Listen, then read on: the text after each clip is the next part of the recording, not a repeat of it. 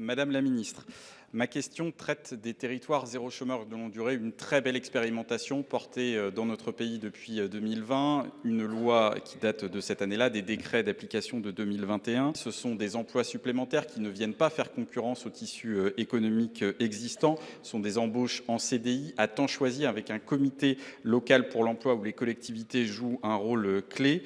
L'État et les départements financent avec notamment la contribution pour le développement de l'emploi, la fameuse CDE. Pour autant, Madame la Ministre, nous assistons, et c'est le rôle évidemment de l'administration fiscale, à une série de contrôles et de redressements fiscaux sur la taxe sur les salaires pour ces entreprises à but d'emploi, les EBE, pour des montants qui peuvent dépasser parfois plusieurs dizaines de milliers d'euros, donc qui mettent en péril à très court terme l'existence de ces entreprises à but d'emploi et la démarche même de territoires zéro chômeur de longue durée.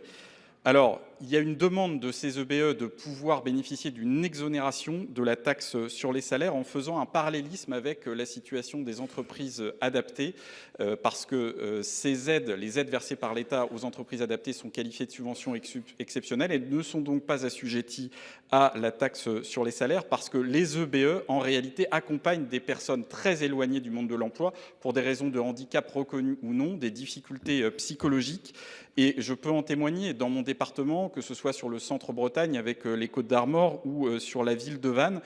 Quand on regarde le travail qui est réalisé et la chance que ces EBE donnent à des personnes qui étaient durablement et difficilement éloignées du monde de l'emploi, cette action mérite d'être absolument soulignée. Donc j'espère obtenir un soutien de votre part. Monsieur le sénateur Uzna, l'expérimentation territoriale repose, vous l'avez dit, sur la création de contrats à durée indéterminée au sein d'entreprises de l'économie sociale et solidaire, dites entreprises à but d'emploi, les EBE. Le dispositif s'adresse aux personnes privées d'emploi depuis plus d'un an, ayant accompli des démarches actives de recherche d'emploi et résidant depuis au moins 6 mois sur l'un des territoires habilités.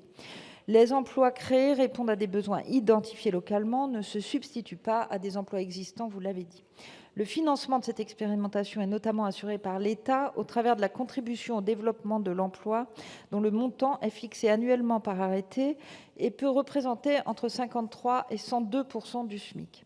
S'agissant de la taxe sur les salaires, celle-ci s'applique en principe aux employeurs qui ne sont pas assujettis à la taxe sur la valeur ajoutée ou qui l'ont été sur moins de 90 % de leur chiffre d'affaires ou de leurs recettes au cours de l'année précédant le versement des rémunérations.